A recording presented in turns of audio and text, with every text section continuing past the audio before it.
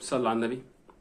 زيد النبي صلى. خد بالك انت مشجع كوره يا باشا، اهلاوي زملكاوي اتحداوي منياوي اسيوطاوي، اي حاجه فيها قوي في الاخر. خد بالك ريال مدريداوي برشلوناوي عادي، فهمت ازاي؟ ما تاخدهاش على صدرك يا زميلي. ليه يا زميلي؟ هقول لك ليه.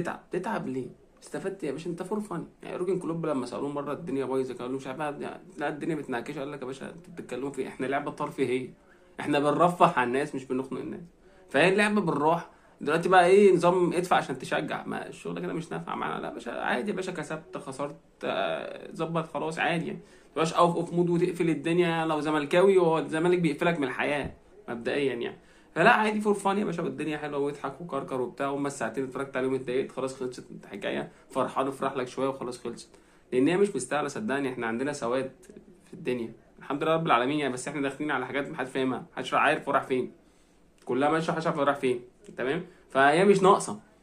هي مش ناقصه الكوره ان تعكنن لك حاجه، هي متعكننه لوحدها يعني. هي لوحدها اصلا شبه ايه؟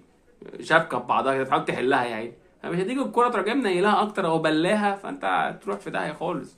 خد بالك انت، فبالراحه معلم على نفسك. خد بالك انت، عايزك بقى تزق مع اخوك. سبسكرايب عايز يعني ربنا يكرمني كده ويكرمنا كلنا وكل واحد يتجوز عشان خلاص يعني كده خلاص.